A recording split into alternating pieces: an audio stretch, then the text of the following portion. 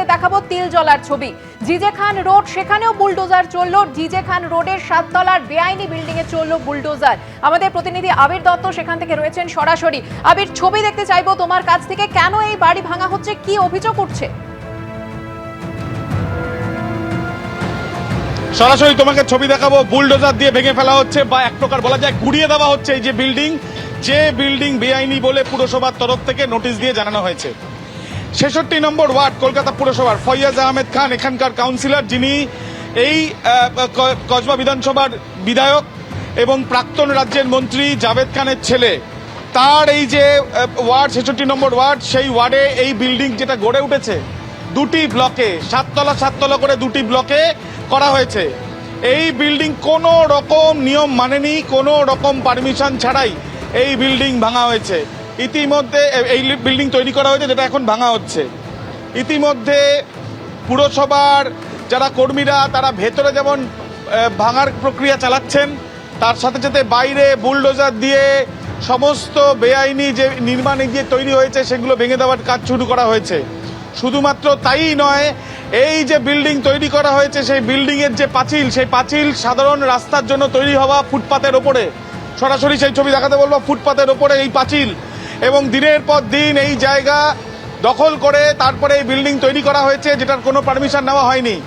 পুলিশের উপস্থিতিতে, কলকাতা পুরসভার আধিকারিকদের উপস্থিতিতে যারা কর্মীরা রয়েছেন, যারা এই ডেমোলিশের যারা প্রক্রিয়ার জন্য যাদেরকে নিয়োজিত করা হয়েছে, তারা এসে পৌঁছেছেন। সরাসরি তুমি ছবি দেখছো যে এই যে নিয়ে আসা হয়েছে ভার উত্তোলন যে গাড়ি বা বুলডোজার, সেই বুলডোজারের যে অংশ দিয়ে ফুটো করা হয় বা কোনো রকমভাবে যে ভাঙা হয়, সেই প্রক্রিয়া চালানো হচ্ছে। সরাসরি সেই ছবি তুমি দেখছো, জিজে খান রোড, অত্যন্ত সংকীর্ণ যে রাস্তা, সেই রাস্তায় এই ধরনের ঠিক যে বিল্ডিং, সেটা 7 তলা করে দুটি ব্লকে। উল্টো দিকে তৃণমূল কংগ্রেসের পার্টি অফিস ৬৬ নম্বর ওয়ার্ড, এবং জাভেদ আহমেদ খান তার ছেলে, তিনি এখানকার কাউন্সিলর। এবং সেই জায়গা থেকে দাঁড়িয়ে প্রশ্ন থাকছে এটাই যে পার্টি অফিস রয়েছে ওয়ার্ডের মধ্যে, এত বড় ইমারত তৈরি হচ্ছে, কিন্তু এটা যে বেআইনি, এর খোঁজ কি কারোর কাছে ছিল না? সরাসরি ছবি দেখছো তুমি যে একের পর এক এই যে সুবিশাল বিল্ডিং ভেঙে একেবারে গুড়িয়ে দেওয়া হচ্ছে। সরাসরি সেই ছবি দেখাচ্ছে অভিজিৎ দত্ত, এবং ভেঙে দেওয়া হচ্ছে। তার কারণ পুরসভা থেকে নোটিশ দেওয়া হয়েছিল, এবং নোটিশ দিয়ে বলে দেওয়া হয়েছে এটা বেআইনি, এবং যে নথি জমা দিতে বলা হয়েছিল সেই নথিও জমা দেওয়া হয়নি। আর যদি কিছু নথি তারা জোগাড় করেও থাকে পুরসভা থেকে, তাহলে সেই ক্ষেত্রে সেটা দেখেও তারা নিশ্চিত হন এটা বেআইনি। এই যে বেআইনি নির্মাণ করা হয়েছে, সেই বেআইনি নির্মাণের পেছনে কারা, কেন এই ধরনের বেআইনি নির্মাণ করা হয়েছে? মুখ্যমন্ত্রীর নির্দেশের পর বেআইনি নির্মাণ মুক্ত করা হচ্ছে, এবং সেই ছবিটাই আমরা দেখছি জিজে খান রোড তিলজলাতে। একেবারে বিল্ডিং ভাঙার কাজ চলছে, একেবারে সরু রাস্তা, তার পাশেই এত বড় একটি বিল্ডিং গড়ে উঠেছে। কোন রকম নিয়ম কানুন যে মানা হয়নি তা কিন্তু একেবারে স্পষ্ট। তিলজলা ছবি আপনাদের দেখালাম, আর এবারে চলে যাব বেলেঘাটার বারোয়ারিতলা, এবং সেখানে আরেকটি ঠিকানায়, সেখানেও চলছে বিল্ডিং ভাঙার কাজ। ঝিলম করঞ্জাই সরাসরি রয়েছেন। ঝিলম, এখানে কোন বেআইনি নির্মাণ ভাঙা হচ্ছে, কি অভিযোগ? তোমাকে দেখাবো যে এটা ৩৪ নম্বর ওয়ার্ড, আমার সহকর্মী দীপ্তেন্দু রয়েছে। ৩৪ নম্বর ওয়ার্ডে যে বিল্ডিং ভাঙা হচ্ছে সেটা কোথায় স্পষ্ট করে দেখার জন্য তোমাকে বলবো যে এখানে এটি বোর্ড আছে, দেখা যাচ্ছে এমপি ল্যাড ওয়ার্ক হয়েছে। অনারেবল এমপি শ্রী সুদীপ বন্দ্যোপাধ্যায়, এই যে চিলড্রেন্স পার্ক, সেই চিলড্রেন্স পার্ক লাগোয়া এইখানে যে বিল্ডিং রয়েছে সেই অ্যাপার্টমেন্ট, সেই বিল্ডিংটা ভাঙা হচ্ছে।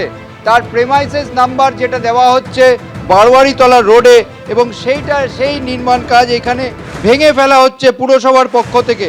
এইখানে এর আগে নোটিশ দেওয়া হয়েছিল যে পাশাপাশি যে বাড়িগুলো রয়েছে, যে ফ্ল্যাটগুলো রয়েছে, তার মধ্যে যে দূরত্ব, সেই দূরত্ব নেই, এবং এইটার প্রেমাইসেস নাম্বার হচ্ছে B/34/H/5।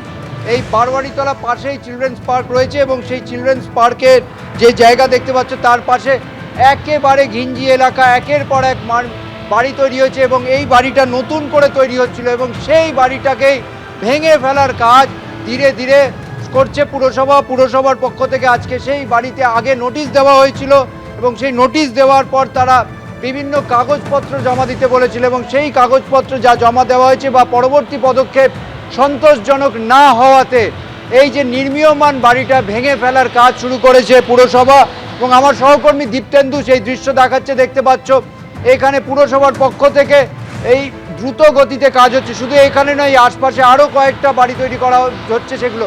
এখানে যারা কর্মী, পুরসভার কর্মী, তারা সেই যে কাজ, এই যে ভেঙে ফেলার কাজটা চালাচ্ছে দেখতে পাচ্ছ।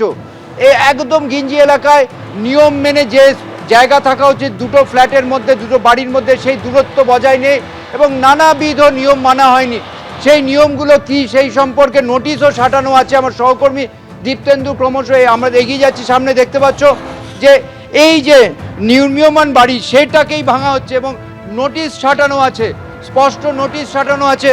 নোটিশে কি লেখা আছে স্পষ্ট দেখো, লেখা আছে যে প্রেমাইসেস নাম্বার যেটা বলছিলাম B/34/8, you are hereby required under section 401 to demolish this unauthorized building within 44 hours। এই যে দেখা হচ্ছে শোকজ দিতে বলা, শোকজ করা হয়েছে এবং সেই নোটিশে শোকজে যদি কমপ্লাই না করা হয়, মিউনিসিপ্যাল কমিশনার তারা বলেছিলেন যে তাদেরকে 23 তারিখের মধ্যে স্পেশাল অফিসার বিল্ডিং সোমনাথ বোরালের কাছে উপস্থিত হতে। সেটাই তারা এইখানে তাদেরকে যেতে বলা হয়েছিল এবং সেটা যে একদম নির্মীয়মান এই যেখানে যাওয়ার কথা সেখানে যায়নি বলেই এই পরবর্তী পদক্ষেপ। আরও একটি নোটিশ ছাড়ানো আছে, আমার সহকর্মী দীপ্তেন্দু দেখাচ্ছে, দেখতে পাচ্ছ এই আরও একটি নোটিশ।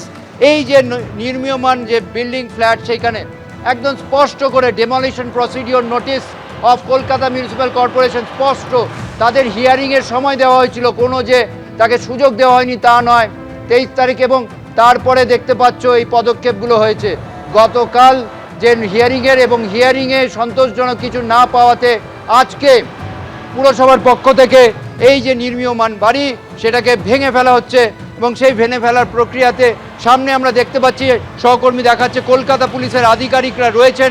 শুধু কলকাতা পুলিশের আধিকারিকরা নয়, তার সঙ্গে সেন্ট্রাল ফোর্সের আধিকারিকরা রয়েছে, ল অ্যান্ড অর্ডার পরিস্থিতি যাতে নিয়ন্ত্রণে থাকে এবং কোনো গণ্ডগোল না হয়।